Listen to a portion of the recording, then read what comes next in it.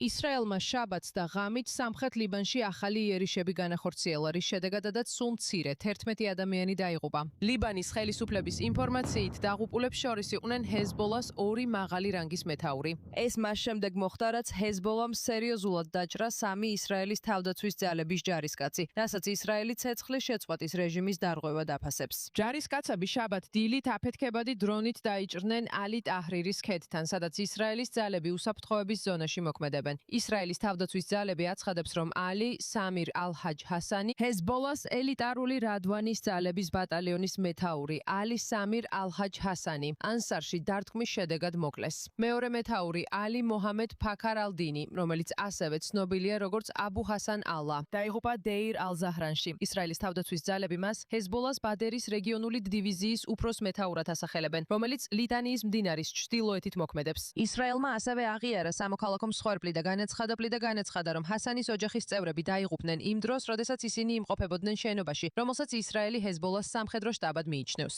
ისრაელის თავდაცვის ძალები აცხადებს, რომ ოჯახის წევრები სამიზნე არ ყოფილან და ჰეზბოლას ადანაშაულებს მათ ცოცხალ ფარად გამოყენებაში. ისრაელის თავდაცვის მინისტრი ისრაელ კაცი აფრთხილებს, რომ იქნება მეტი საფასუხო ქმედება და X-ზე წერს, რომ არც ერთ ფრონტზე, არც ერთ ანგარიშს გაუსწორებლად არ დავტოვებთ. ჩვენ მტკიცედ დავიცავთ ჩვენს ჯარისკაცებს და მოქალაქეებს. ძალადობა განსაკუთრებით მგრძნობიარე მომენტში ხდება. ისრაელი და ლიბანი აშშ-ის შუამავლობით მოლაპარაკებებს მართავენ, რომლის მიზანია არსებულ ჩარჩოზე დაყრდნობა, რომლის მიხედვითაც ისრაელის ძალები სამხრეთ ლიბანიდან გავიდოდნენ, ხოლო ჰეზბოლა განიარაღდებოდა.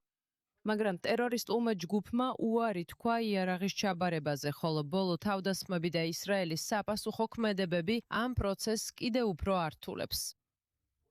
ამ მოლაპარაკებების ცენტრში დგას ჰეზბოლას ტერორისტული ორგანიზაციის დაუყოვნებლივი დაშლა.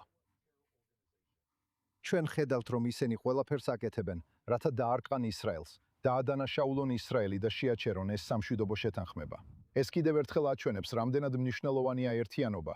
მათი სცენიდან მოცილება, რათა ისრაელის სახელმწიფომ და ლიბანის ქვეყანამ შეძლონ ახალი გზის გაკვალვა მშვიდობისკენ. ლიბანის ოფიციალურმა პირებმა დაგმეს ისრაელის დარტყმები და გააფრთხილეს, რომ ეს შეიძლება დააზიანოს მოლაპარაკებები. მაგრამ ისრაელი საპირისპიროს ამტკიცებს, რომ ჰეზბოლას გაგრძელებული თავდასხმები აჩვენებს, რატომ უნდა მოხდეს მისი განიარაღება პირველ რიგში. და ასე, როცა ღამით ახალი დარტყმები დაფიქსირდა და ორივე მხარე კიდევ უფრო ამკაცრებს პოზიციებს, ძალადობა შეიძლება კიდევ ერთ ბად ბარიერად იქცეს იმ მოლაპარაკებებისთვის, რომლებიც კონფლიქტის დასრულებას ისახავს მიზნად.